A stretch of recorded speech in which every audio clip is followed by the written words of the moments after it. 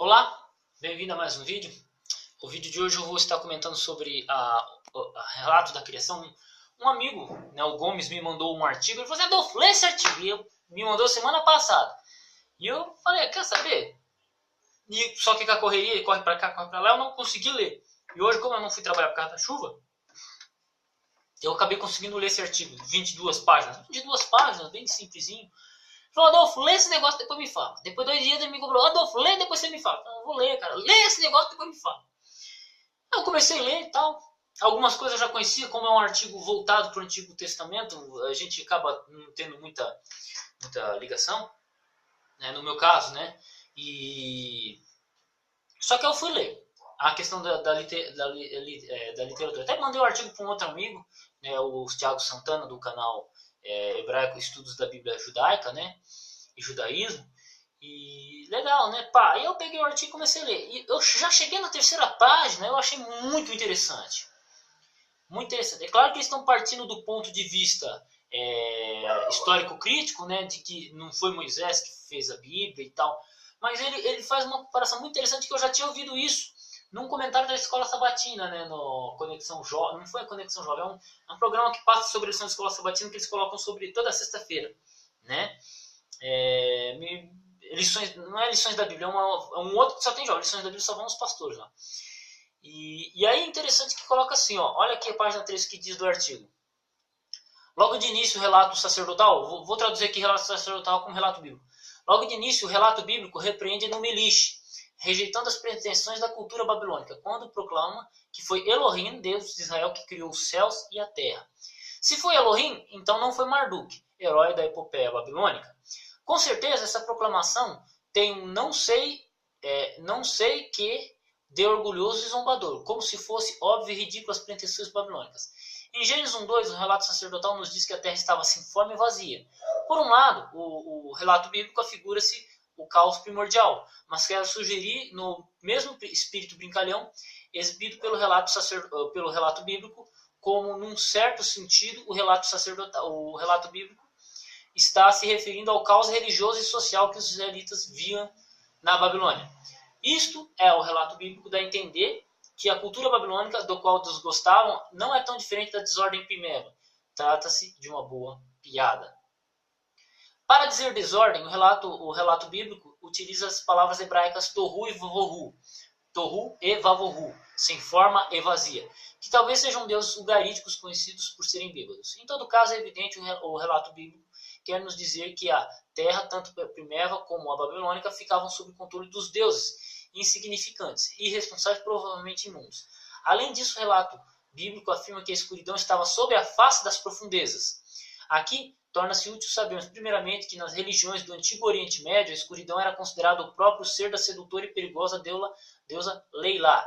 Leilá, por exemplo, no hebraico é Lailá. Lailá é noite. Leilá é um deus ugarítico, né? E Terron, profundezas, está ligado à palavra babilônica Tiamat. Sabe o Tiamat da caverna do dragão? Então, ele é um deus babilônico, né? E curiosamente, quando eu vi essa parte aqui do Terron, profundezas, que o Tohu e o Vohu significavam deus, estão ligados a deuses ugaríticos, me chamou a atenção, porque na própria lição da escola bíblica, muito tempo atrás, que eu vi esse pastor, o cara bagaça muito, cara. Não sei o nome dele, eu vou ter que depois ver o nome dele. Ele fala assim que o relato de Gênesis ele se preocupa em mostrar Deus como criador de tudo e controlador de tudo. E olhando esse artigo agora, me faz entender muito mais. Por quê? Porque enquanto as culturas do Oriente, enquanto as culturas pagãs em volta de Israel ali, eles adoravam a lua, o sol, tudo isso é colocado sob a tutela de Elohim, de Deus, o Criador dos céus e da terra. O oceano, a desordem, o dia, a noite, o sol, a lua, todos são colocados sob a tutela e simplesmente como atos observáveis do ser humano. É interessante, eu achei muito interessante. Também trabalhou aqui a questão do domínio, né? A questão do domínio, que foi uma coisa trabalhada numa lição da Escola Sabatina passada, né? Que eu achei muito interessante, muito, muito legal, cara, esse artigo que esse meu amigo mandou. E curiosamente, que o Gomes me mandou. E curiosamente, é isso que eu vejo, porque o relato de Gênesis mostra que Deus como Criador de todas as coisas. Isso está claro, isso é fato. E um outro aspecto desse artigo, de apenas 22 páginas, mas que me chamou atenção nesses pontos. Do resto, eu já falei para ele, eu falei, mano, não gostei desse artigo no geral não, mas algumas pegadas gostei dele, mas ele defende uns negócios meio doidos aí que não dá para apoiar não. E uma coisa que eu achei interessante foi assim, olha, muitas vezes a interpretação moderna da ciência diz que o relato bíblico de Gênesis 1 e 2 não são científicos. Porque não, ciência e religião não se misturam. Só que, curiosamente, filosoficamente observando, você pode ver que o próprio Gênesis 1 e 2, Gênesis capítulo 1 e capítulo 2, eles estão convidando o ser humano a observar a natureza, o qual, na observação empírica da natureza, nos levou à ciência moderna. Então, a própria Bíblia, no seu período de criação, no período em que ela foi escrita, ela faz um convite à ciência. Uma coisa que é interessante observar, por que se desenvolveu a ciência no Ocidente? Por causa do quê? Da concepção filosófica grega e do conceito bíblico, né? de alguns detalhes bíblicos. Enquanto que você não tem esse desenvolvimento em outras regiões do mundo. Você teve na Europa. E a Europa é o quê? Basicamente cristã, com base na filosofia e na religião, né? Grega e cristã. Então, essa é a base do Ocidente. Por isso que no Ocidente se desenvolveu a ciência. Né? Porque no Ocidente você tem democracia. Porque essas são coisas que são trabalhadas na Bíblia. Né? E, curiosamente, voltando a Gênesis 1 e Gênesis 2, esses relatos são muito interessantes. Fica muito interessante observar. Imagina lá um israelita falando que Deus criou os céus e a terra, lá no meio da Babilônia, dizendo que Deus criou, a terra era sem forma e vazia, isso lembra os deuses dele, e Deus colocou ordem nisso. Aí coloca os dois deuses deles abaixo de Deus. É claro que para um israelita só existe um Deus. Um Deus. Para nós só existe um Deus, essencialmente. E para eles são vários deuses. Só que imagina lá um pagão vendo todo o relato de Gênesis 1, como que ele se sente.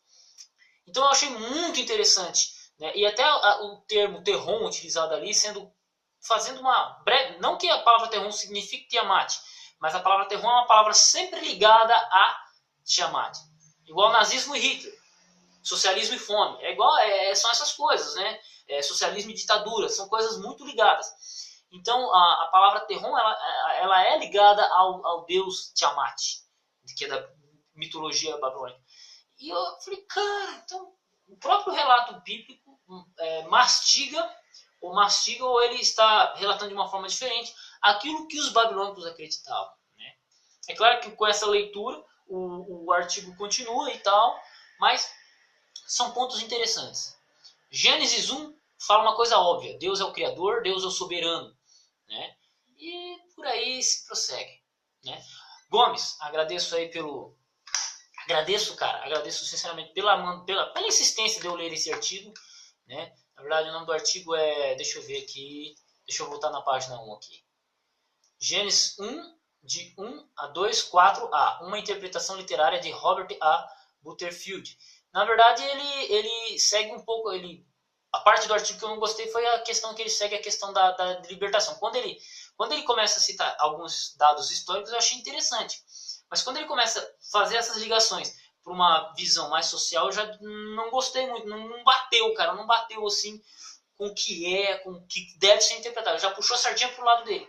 Mas os aspectos, quando ele menciona a questão literária e histórica, fechou, velho. Então, eu achei muito enriquecedor esse artigo. Né? Partiu também do princípio. Ele partiu de um princípio do qual eu não sigo. Né? Mas muito bom. Eu gostei muito desse artigo nesse aspecto. Tá? Então, fica esse vídeo aí. Teve uma pessoa que me questionou sobre isso, se Gênesis 1, 2 era um relato da criação e tal, e pá. E é isso daí. Então, fiquem com Deus. Eu não sou especialista em Antigo Testamento, mas eu estou aqui compartilhando com vocês o que eu acabei de ler. Fiquem com Deus. Deus abençoe seus estudos e até o próximo vídeo.